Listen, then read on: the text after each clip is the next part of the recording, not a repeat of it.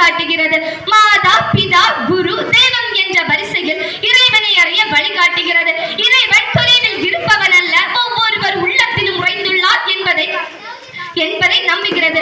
தியாகத்திற்கு உயர்வு தந்து தியாகத்தின் மூலம் முக்தியடையலாம் என்பதை காட்ட காவி கொடியை சின்னமாக கொண்டுள்ளது. வேற்றுமையில் ஒற்றுமை காண்பது. கணவன் மனைவி, அண்ணன் தம்பி, தாய் மகள், தந்தை மகன், மாமியார் மருமகள், மூத்தோர் இளையோர் ஆகிய குடும்ப பந்தங்களின் புனித உறவை வலியுறுத்தி அன்புமிக்க சமுதாய வாழ்விற்கு வழிவகுக்கிறது.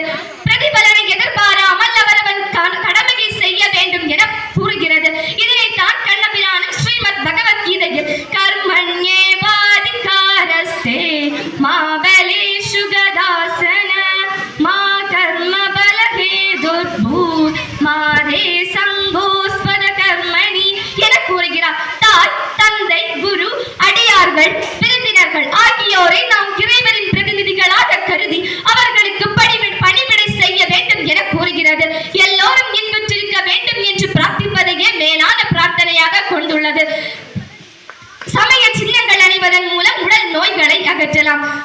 ஆணவம், கண்மம், மாயை என்ற மும்மலங்களையும் அழித்து ஆன்மாவை கடவுளுடன் ஐயப்படுத்துகிறது.